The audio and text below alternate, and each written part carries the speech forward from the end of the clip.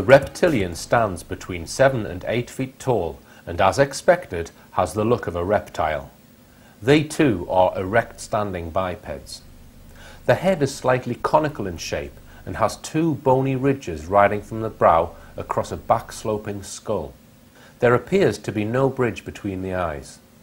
The nasal openings are at the end of a small flattened nose and are described as 2 small slits that slant upwards in a V formation. Small openings can be seen on the side of their heads, but no ears as such. The eyes contain vertically slit pupils with a flame or an orange-coloured surround. They have wide lipless mouths which contain various types of teeth, including fangs. Some have thin fleshy spines under their chin. Their skin is scaled, usually greenish-brown or light grey in colour and hairless. The scales on their backs, thighs and upper arms are quite large, with hands, abdomen and face being covered with smaller scales, allowing more flexibility. Reptilians' bodies are lean and firm with powerful arms and legs, long arms and 3 fairly long fingers and an opposable thumb. The feet have 3 toes and 1 recessed 4th toe that is toward the back side of the ankle. Claws on the hands and feet are short and blunt. They do not have teeth on their upper torso and there is no navel. How do they behave?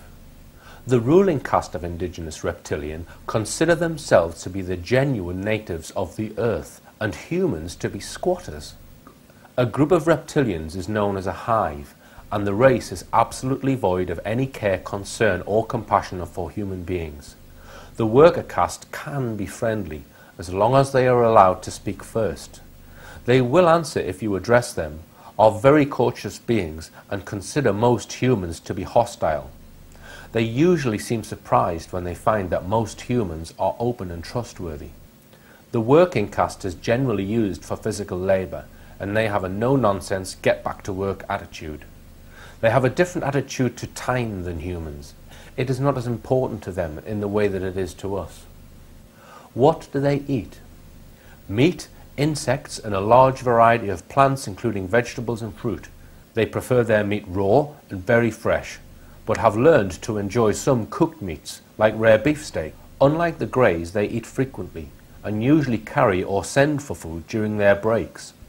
The ruling caste is very secretive about their food, preferring to eat in private. They enjoy much of the same food that humans do, and are often seen secretly munching on a freshly found snail. Where do they come from? Earth.